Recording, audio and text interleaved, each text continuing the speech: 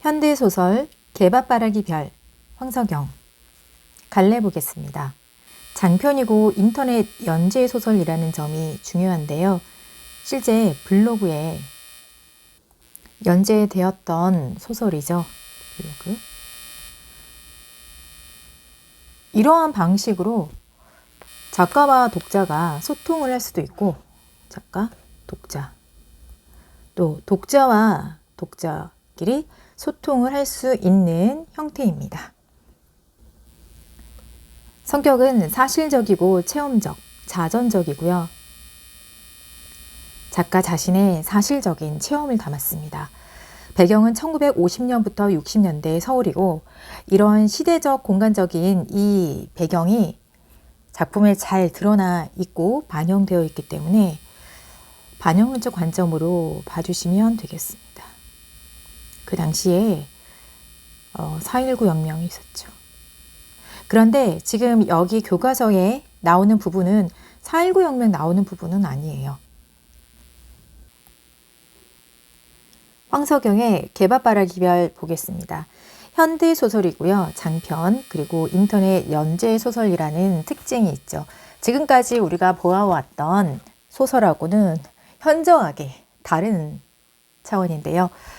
인터넷에 연재했기 때문에 작가와 독자와 소통이 가능하죠. 또 독자와 독자끼리도 소통이 가능해요. 댓글로서. 블로그에는 2008년에 연재했고 인터넷 연재 소설. 여기 이 작품에는 주인공이 준이에요. 유준. 준이라는 이 주인공을 통해서 1인칭 주인공 시점으로 이야기가 전개돼요. 고등학생인 준은 무전여행을 떠나게 되고 이렇게 또 친구들과 함께 있는데 젊은이들의 방황과 성숙을 그려내고 있으면서 황석영 자신의 자전적 내용이 들어 있습니다. 그래서 성격은 사실적이고 체험적이고 자전적이 되고 배경은 1950년대에서 60년대 이 당시 1960년대 4.19 혁명이 있었지. 그래서 작가가 몸소 직접 4.19 혁명을 겪은 내용까지 자전적으로 잘 서술되어 있어. 여기 교과서 지문에는 이 내용은 없고 이 내용이 있을 때는 반영론적 관점으로 접근하면 좋겠지. 우리 교과서에는 좀 더 작가에 맞추어서 표현론적 관점으로 접근하면 좋습니다. 표현론적 관점. 시점. 1인칭 시점인데 각 장마다 서술자인 나가 바뀌며 교과서 수록 부분의 서술자는 준이다. 주인공. 그러므로 1인칭 주인공 시점으로 이해하면 되고 주제 젊은이들의 방황과 성숙. 특징 작가의 체험을 바탕으로 한 자전적 성격. 이 작품을 읽기 위해 블로그를 방문한 독자와 작가 간의 대화가 제시되어 쌍방향 소통의 과정을 보여준다. 내용과 형식 이 차원으로 이해하면 되겠습니다. 우리가 제목을 보고 굉장히 흥미를 느꼈을 텐데 개밥바라기라고 하면 개밥바라기는 태백성이라고 한자로 저녁 무렵 서쪽 하늘에 보이는 금성 수금지와 이렇게 하면 엄청이 아니라 그냥 지구 옆에 있잖아. 그래서 이렇게 달이 있으면 주로 이런 모양이더라. 뭐냐면 초승달 있잖아. 이 초승달인 이거지. 초승달이 이렇게 있어. 이 옆에서 굉장히 크게 반짝이고 있는 거. 별 중에서 제일 크고.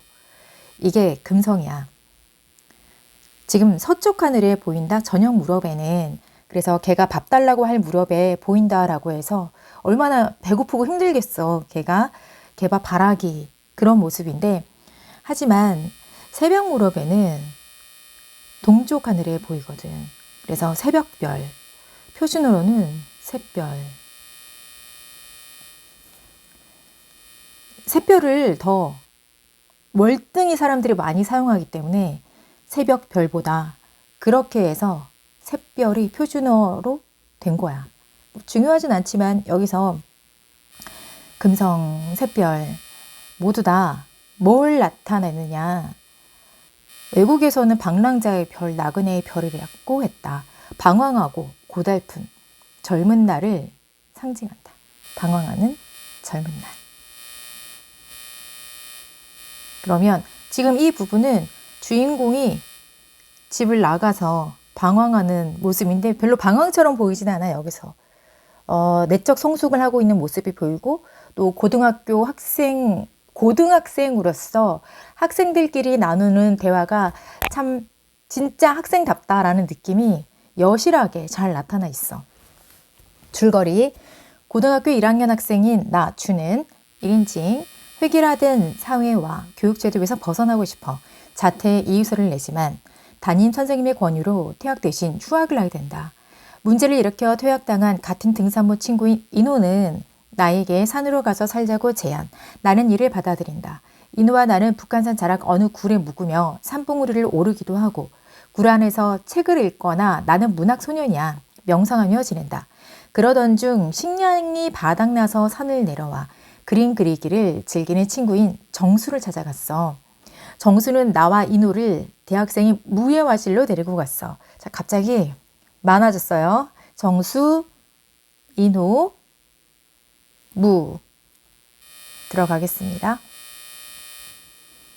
무는 자 등장인물 동그라미, 실내 공간의 거의 대부분을 채우고 있는 이젤들을 손가락질했다. 그림을 그리나 봐. 저거 봐. 먹고 살라고 애들 가르치는데 내 그림 그릴 공간이 없어졌어. 그만큼 그림에 열정을 쏟았다. 그래서 안쪽으로 옮겼더니 자리가 없어져 버렸네. 요새 뭐라고 있나 봐도 돼? 정수의 대사지 지금. 정수가 슬슬 일어나. 의외로 무는 선선히 말했다. 자, 이제 무의 대사야. 가서 보고 얘기나 좀 해주라. 화실에서 그냥 무심히 얘기하는 것 같지? 남학생들끼리. 화실에서 벽에 세워져 있던 그림들에게서 대강 눈치는 챘는데 무가 그리던 것은 추상 표현주의 계통이었다. 추상 표현주의 중요해. 여기서 제2차 세계대전 후에 일어난 미국의 추상회화이다. 추상화 생각하면 돼, 얘들아. 피카소 2세 정도? 엄청나게 크게 일어난 그 당시에 추상 표현주의 계통이야. 무가.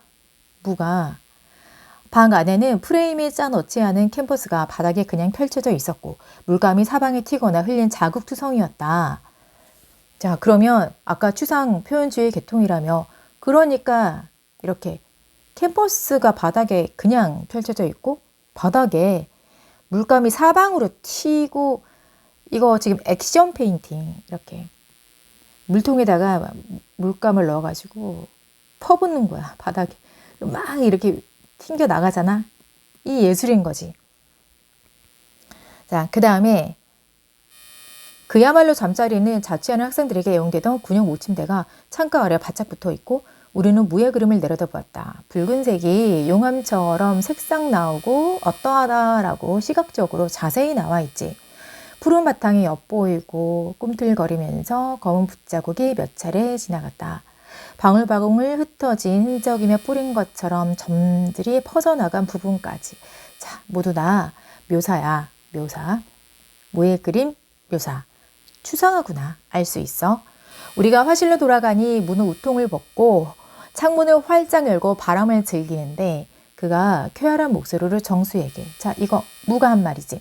어때? 말 좀 해봐. 정수가 잠깐 생각하는 척하다가 말을 했어. 나는 그가 나 등장했고 무슨 얘기를 꺼낼지 이미 짐작했다. 지금 누가 하는 얘기? 정수가. 신나게 그렸더군 액션이잖아. 그랬더니 한번 해봤어. 곧 변할 거야. 무는 대수롭지 않게 내뱉고는 다시. 자, 무부. 고등학교 때는 뷔페 흉내를 냈지. 나이프를 많이 썼거든. 뷔페 역시 표현주의. 추상주의야. 추상.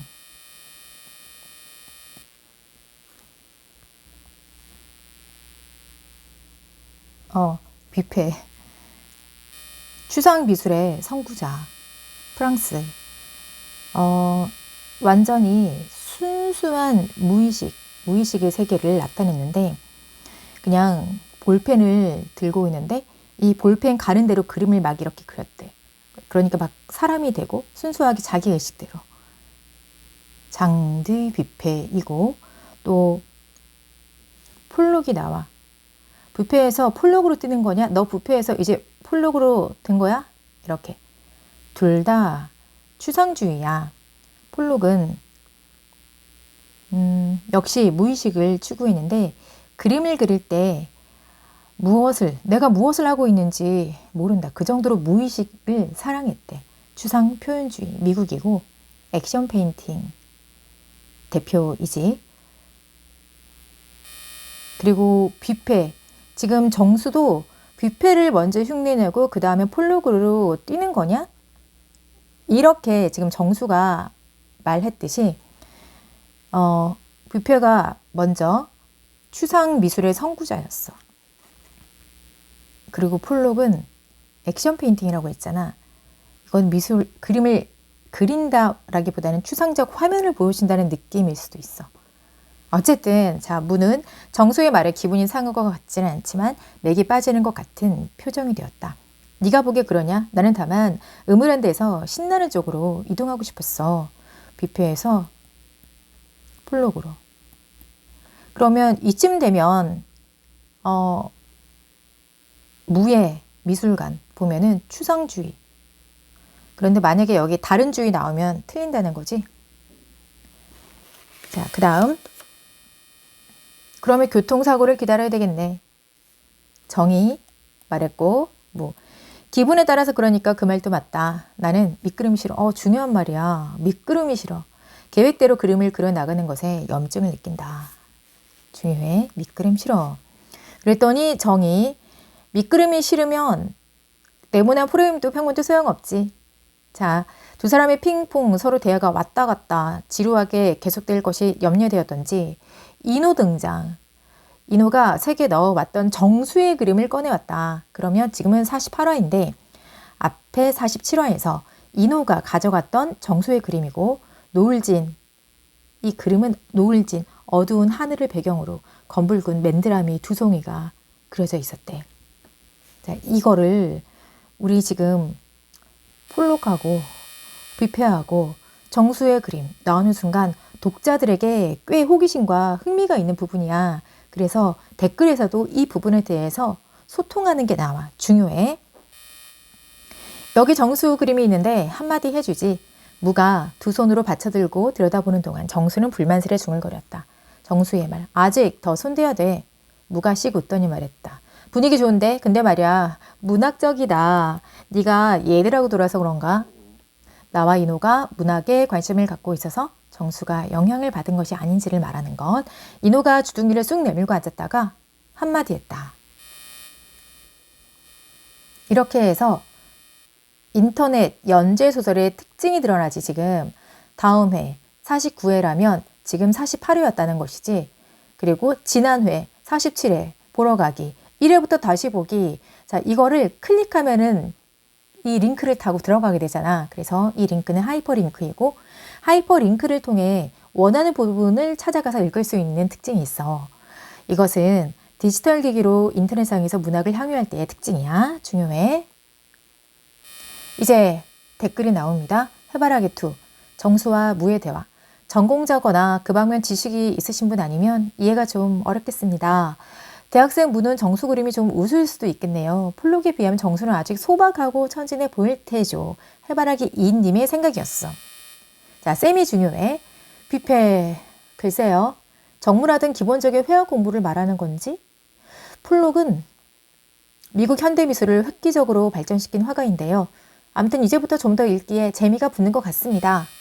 자, 지금 쌤이는 정물하든 기본적인 회화 공부를 말하는 건지 궁금증을 제기했어. 그 다음에 이지, 장 뒤 뷔페예요. 자, 뷔페에 대해서 이렇게 설명해줘. 독자와 독자 간의 소통이지. 세미님, 원시적 순수함이 무시무시하게 배어나오는 신나는 그림들을 그렸지요. 물론 디뷔페의 그림을 처음 대하면 기괴스럽다는 인상이 강하겠지만 자유와 해방의 정신을 들여다본다면 그의 그림들이 더 또렷이 보일 겁니다. 그 다음 코리나. 어떤 의미에서건 창작이란 예술이라고 생각합니다.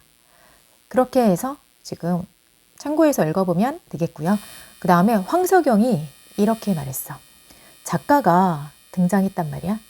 작가가 댓글을 통해 작품의 배경이 되는 시대 모습과 작품에 등장하는 화가 작품 경향에 대해서 설명을 해줘. 해방 이후에도 시대 모습 등장하게 된 두 화가의 작품 경향. 해방 이후에도 서구 모더니즘이 일본에 의하여 한반도에 유입되는 현상은 여전했지만 일본 미술 잡지들이 볼람해서 구미의 추상 미술에 관한 정보가 훨씬 더 많아집니다. 미국과 유럽을 아울러서 우선 여기 잠깐 볼까? 모더니즘 20세기 서구 문학 예술 한 경향이다. 뭐 근대, 현대 20세기. 자, 구미, 유럽과 미국, 아방가르드, 기성의 예술 관념 형식을 부정하고 혁신적인 것, 새로운 것 주장하는 것. 그래서 음악, 미술, 패션, 모델계 전부 다 아방가르드가 한번 유행을 싹 휩쓴 적이 오랫동안 있었지.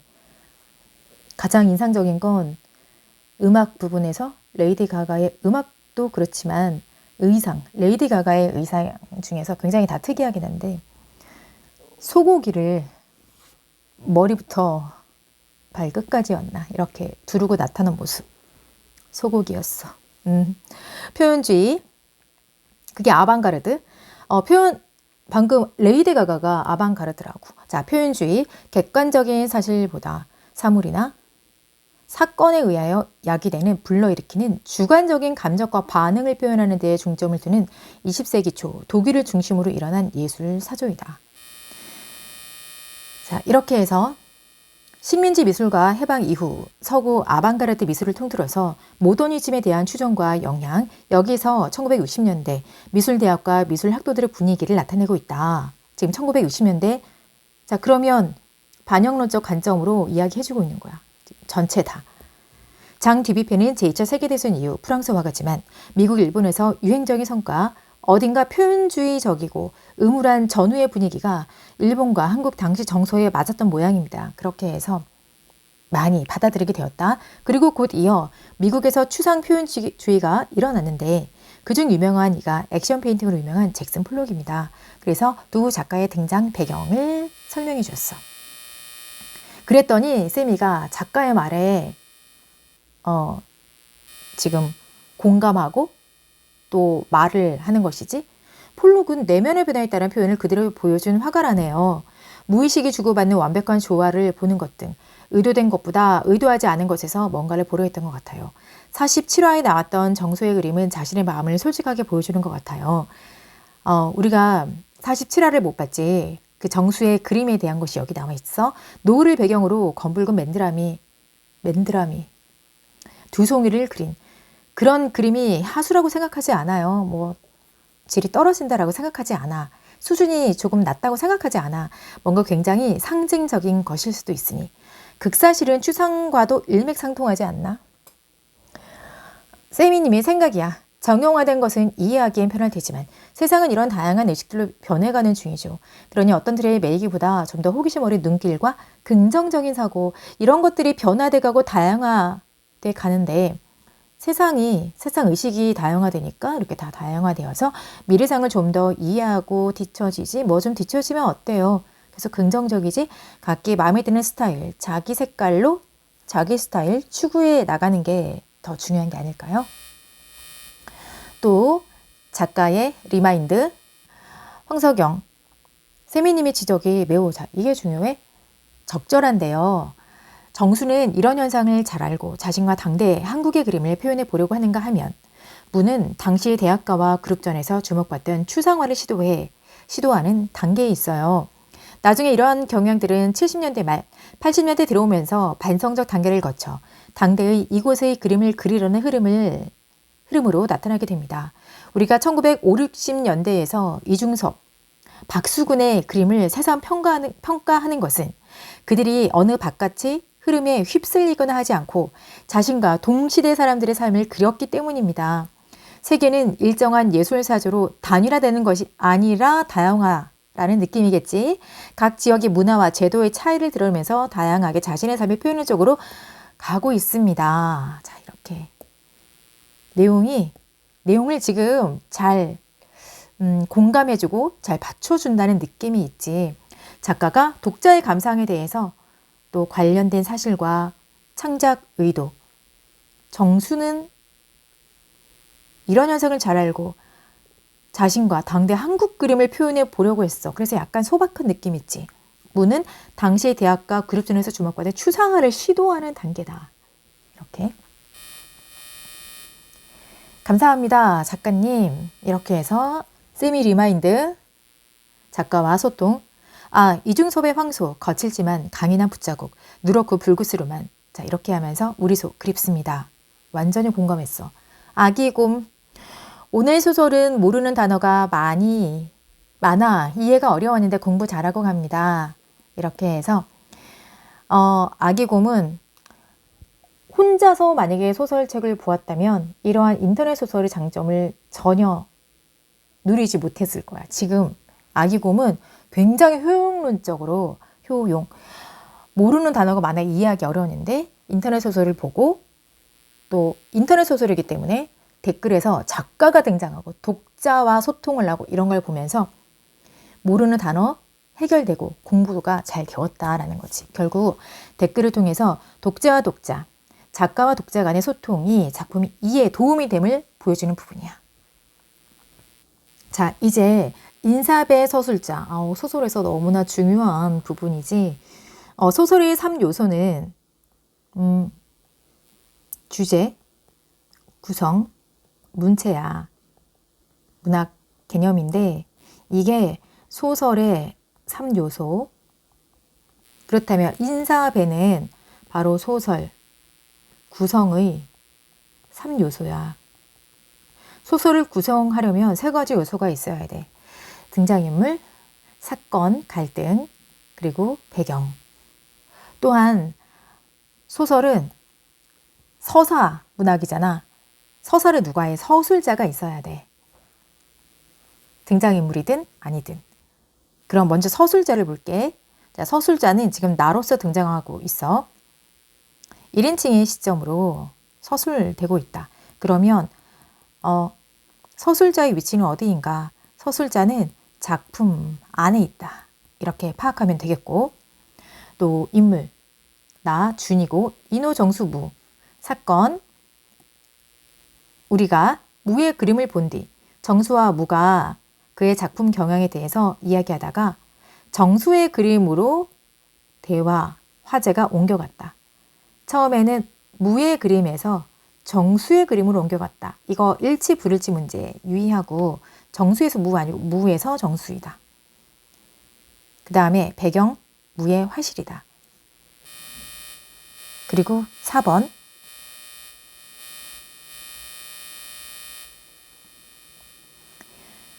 문학작품이 전자매체와 인쇄매체로 향유될 때 어떤 점이 다른지 비교해보자.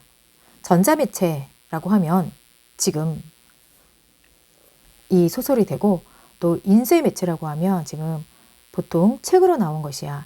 이거는 인터넷, 블로그로. 또 여기서 더 나아간 것들은 뭐 페이스북, 인스타그램 이런 것들이겠지. 그러면 전자매체의 매체의 특성은 당연히 마우스, 키보드 이용해서 이동하면서 읽을 수 있다. 하이퍼링크를 통해 원하는 부분을 찾아가 읽을 수 있다. 그럼 이북까지 포함되는 거야. 이북. 인쇄매체는 손으로 직접 책을 넘기고 작품의 내용에 관한 생각을 책에 직접 메모해두고 읽으면서 심층적으로 탐구할 수 있다. 그 다음에 소통의 양상 중요해. 작가가 이것은 전자매체 블로그에 블로그에 문학 작품을 올리면 독자가 무엇을 감상한 내용을 어떻게 댓글로 달 수 있어. 그러니까 소통이 되는 거지. 댓글을 적고 읽으면서 독자끼리 소통할 수 있고 작가와 독자 소통도 일어날 수 있다. 인쇄매체의 소통은 어떨까? 작가는 가상의 독자를 설정하고 소설 쓰고 작가와 독자는 일방향적으로 작가가 독자에게 작가가 최종적으로 완성한 원고를 독자가 읽게 되며 작품 창작 과정에서 독자와 소통이 어렵다. 자, 이거 중요해. 독자의 미적 체험, 어떤 아름다운 체험을 할까? 독자는 작품을 읽으면서 내용과 관련한 시청각적 자료에 쉽게 접근해서 실감나게 감상할 수 있다. 전자매체. 인쇄매체, 독자가 내용과 관련한 자료에 즉각적으로 접근하기 어렵지만 종이에 인쇄된 활자를 읽으면서 머릿속의 내용을 상상, 재구성하면서 미적 체험을 한다. 미적 체험 가능해. 풍부한 상상력 발휘할 수 있어. 또 포괄적, 반복적인 해석을 통해 심층적으로 내용을 이해하게 된다. 여기까지 보겠습니다.